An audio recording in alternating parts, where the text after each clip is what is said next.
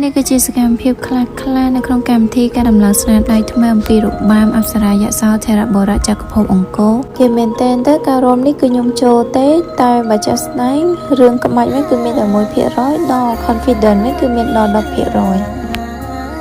នេះគឺជាធីមរបស់ខ្ញុំហើយម្នាក់នេះគឺជា vice president ក្រុមរបស់ខ្ញុំ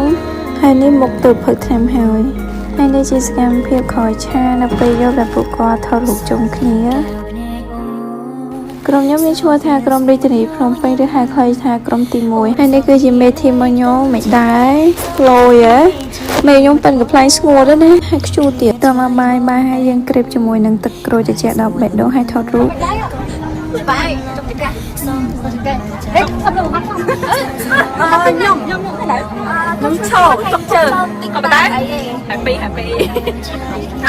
ចិត្តហើយនឹងធ្វើខ្លាំងជាប់ចង្កេះចុងក្រោយជាប់បាទបាយចិត្តទាំងអស់គ្នាចាខ្ញុំឃើញបាយខ្ញុំឃើញបាយស្អីប្រសាទហើយបាយ